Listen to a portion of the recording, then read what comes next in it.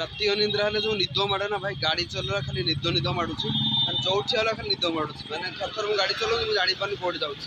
Hello everyone, ଜୟ Jagannath, good morning. ଆପଣମାନଙ୍କୁ ସ୍ୱାଗତ କରୁଛି ଆଉ ଗୋଟେ ନୂଆ ଫ୍ରେଶ୍ ବ୍ଲଗ୍ରେ। ତ କାଲି ରାତିରେ ଆମେ ଯାଇଥିଲୁ ନାଚ ଦେଖିବାକୁ। ସେ ମାନେ ଆମ ଟପିକ୍ଟା ଯେଉଁ ଥିଲା, ବଢ଼ିଆ ଟପିକ୍ଟା ଥିଲା, କେତେ ଦୁଃଖ ଦଉଛୁ ଦେରେ କାଳିଆ, ଏମିତି ଗୋଟେ ଟପିକ୍ ଥିଲା। ତ ମାନେ ଏତେ ବଢ଼ିଆ ଲାଗିଲା ନାଚ ଦେଖିଲା ପରେ। ବହୁତ ଜିନିଷ ଶିକ୍ଷଣୀୟ ଜିନିଷ, ମାନେ ଆପଣ ବହୁତ ଭଲ ଭଲ ଜିନିଷ ସେଠି ଶିକ୍ଷା ମିଳିବ।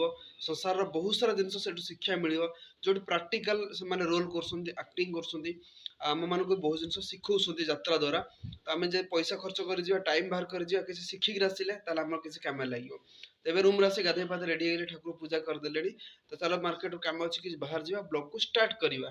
ସକାଳୁ ଭାଇ ପାଗଟା ପୁରା ଖତରନାକ ଥିଲା। ଟାଇମ୍ ହେଲାଣି 10ଟା, ଏବେ ବି ଖରା ଆସିନି, କୁହୁଡ଼ି ଅଛି। ଜଷ୍ଟ ଏବେ ସୂର୍ଯ୍ୟ କିରଣ ଆସୁଛି ଆସ୍ତେ ଆସ୍ତେ। ଫାଇନାଲି ଆସି ପହଞ୍ଚିଲି ପେଟ୍ରୋଲ ପମ୍ପରେ। ତ ଆଜି ପକାଇଦେବା 120 ଟଙ୍କାର ପେଟ୍ରୋଲ। ବର୍ତ୍ତମାନ ମୁଁ ଆସିଛି କେଉଁଠିକି, ପଟିଆ ଇନ୍ଫୋସିଟି। ତ ମୋ ପଛପଟେ ଅଛି ଗୋଟେ ବହୁତ ବଡ଼ ବିଲ୍ଡିଂ, ସେଇଟା ହେଉଛି DLF ସାଇବର ସିଟି। ତ ଡ୍ୟୁଟି ଷ୍ଟାର୍ଟ କଲି, କାହିଁକିନା ଭାଇ କିଛି କାମ କଲେ କିଛି ଇନକମ୍ ଆସିବା ଦରକାର। କାଲି ରାତି ଅନିନ୍ଦ୍ରା ହେଇକି ପୁରା ତଣ୍ଟିଟା ପଡ଼ିଯାଇଛି। ମାନେ ରାତି ଅନିନ୍ଦ୍ରା ହେଲେ କ'ଣ ମାନେ ତଣ୍ଟିଟା ପଡ଼ିଯାଏ, ଶୋଇବେନି, ଆପଣ କାକର ମାଡ଼ ଖାଇବେ, ବହୁତ ସାରା ଜିନିଷ ହେଇଥାଏ। ତ ଆଜି ଏଇ ସାଇଡ଼୍ଟା କେତେ ବଢ଼ିଆ ବଢ଼ିଆ ଲାଗୁଛି। ଆଉ ସକାଳୁ ଯେମିତି ମୁଁ ଆପଣଙ୍କୁ କହିଲି ଖରାଟା ହେଉନଥିଲା, ଏବେ ଖରା ଆସିଗଲାଣି। ଆଉ ଖରାଟା ଆସିଲା ପରେ ଶୀତ ଦିନ ଯେଉଁ ମଜାଟା ଲାଗେ, ଆପଣମାନେ ତ ଜାଣିଥିବେ କେମିତି କ'ଣ ମଜା ଲାଗେ। ତ କାହିଁକିନା ଶୀତଟା ହେଉଥିବ, ତାପରେ ଯେଉଁ ଖରାଟା ଆସିବ, ବଢ଼ିଆ ଲାଗେ ଆକ୍ଚୁଆଲି ସେ ଜିନିଷଟା। ତ ଏବେ ଡ୍ୟୁଟିରେ ମୁଁ ଅଛି ଆକ୍ଚୁଆଲି। ତ କିଛି କାମ କରିବାକୁ ପଡ଼ୁଛି ଭାଇ, ଇନକମ୍ ବି ଦରକାର। ତ ସକାଳୁ କିଛି ବି ଖିଆ ହେଇନି, ଭୋକ ଲାଗୁନି।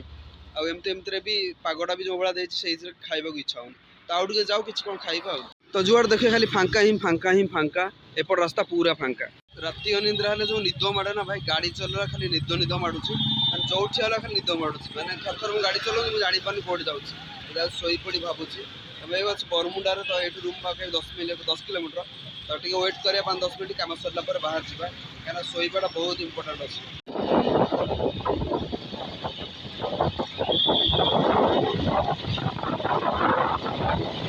ନିଦଟା ପୁରା ଭୟଙ୍କର ଲାଗୁଛି ଟିକେ, ମାନେ କାଲି ରାତିରେ ରାତି ଅନିନ୍ଦ୍ରା ହେଇଯାଇଛି। ଆଖିଟା ଖୋଲୁନି, ଯାଇ ଖାଇଦେବି, ବହେ ଖାଇବି, ଆଉ ବଢ଼ିଆ ସେ ଶୋଇବି। ଆସିଗଲା ଆମ ଖାଇବା, ଭାତ ରହିଲା, ଏଇଠି ଡାଲି, ଆଳୁ ଫାଳୁ ରହିଲା, କୋବି ଖାଇଦେବା ଆଉ। ଯେମିତିକି ମୁଁ ପଳେଇଥିଲି ରୁମ୍କୁ, ଆଉ ସେଠି ଶୋଇ ପଡ଼ିଥିଲି। ଆଉ କାଲି ରାତିରେ ଯେଉଁ ରାତି ଅନିଦ୍ରା ନା, ଝାମା ନିଦ ଲାଗୁଛି। ତ ଆପଣ ସମସ୍ତେ ଜାଣିଥିବେ ରାତି ଅନିଦ୍ରା ହେଲେ କେମିତି କ'ଣ ନିଦ ଆସେ। ତ ରୁମ୍ରେ 2-3 ଘଣ୍ଟା ଶୋଇ ସାରିଲା ପରେ ଜଷ୍ଟ ଏବେ